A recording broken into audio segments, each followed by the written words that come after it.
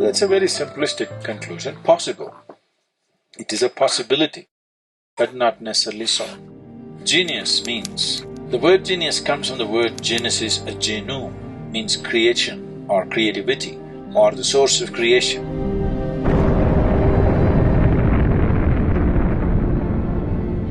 So, a genius means somehow he touched the source of creation, unknowingly or knowingly.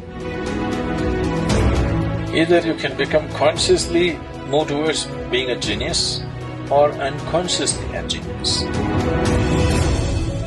When I say unconsciously becoming a genius, you can say a Beethoven. He's an unconscious genius, he doesn't know why he's a musician, but he is. Deaf of hearing, but still music flows because you don't become a musician because you have a great voice, because you have a great sense of hearing. That's how you become a musician. So somebody who cannot even hear becomes a musician. This is an unconscious genius. Maybe because he could not hear the normal sounds, he paid attention to something else.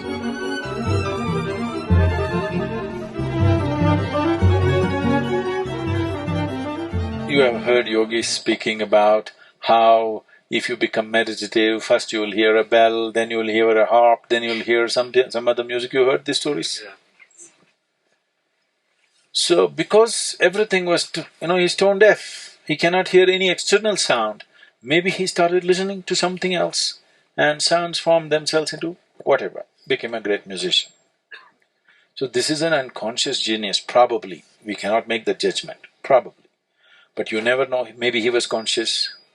Because he's in Europe, he could never talk those things. So maybe he only spilled out the music and never managed to speak because it's not allowed to be spoken in a particular society. If he was in India, he could blabber whatever he wanted, because a safety net. No, it's very important. If spiritual dimensions have to really evolve in a society, that freedom should be there.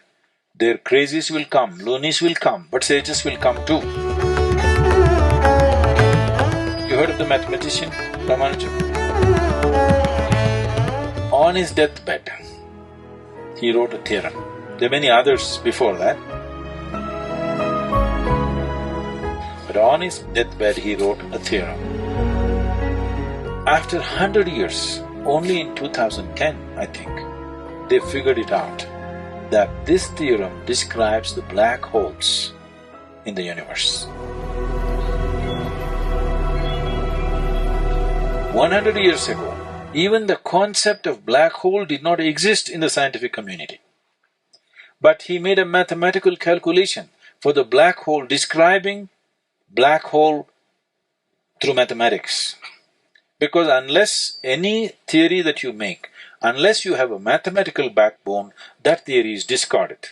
But now he did not have a theory, he just made a mathematical backbone.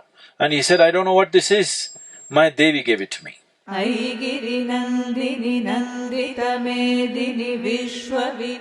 Like in yoga center we have a linga bhairavi, like this sun deity consecrated window into the creation. So all these deities are actually doorways into the limitless possibility. If you know how to open the doorway, this becomes a limitless possibility. For him, it all became mathematics. For somebody it might have become music, for somebody else it becomes something else. Or if you are consciously approaching it, you can make it what you wish. Whatever you wish, you can make out of it. Unconsciously, if you get there, it may become one dimension of the universe. So mathematics did not get invented in your classroom. Do not curse your math teacher. It is the nature of the universe.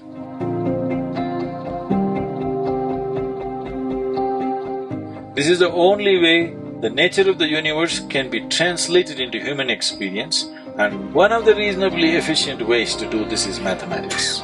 Words would be total waste.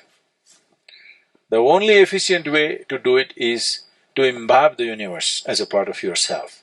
That's what yoga means. Yoga means it's become one. Everything is in union.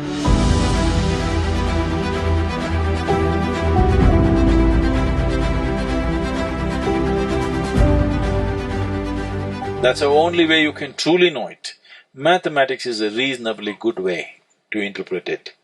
So, a genius might have happened due to many reasons, but it is not necessarily that in his previous life Ramanujam was a mathematician, or Beethoven was a musician, not necessary. There might have been something else. Definitely they were something of some consequence, okay? Definitely they were of some evolution of state within themselves. That might have manifested as music or math or something else in this life, but it is not necessary that they must have been musicians or mathematicians. It is just that somehow they opened a window or a door. Because of that, one dimension of life became simply apparent for them.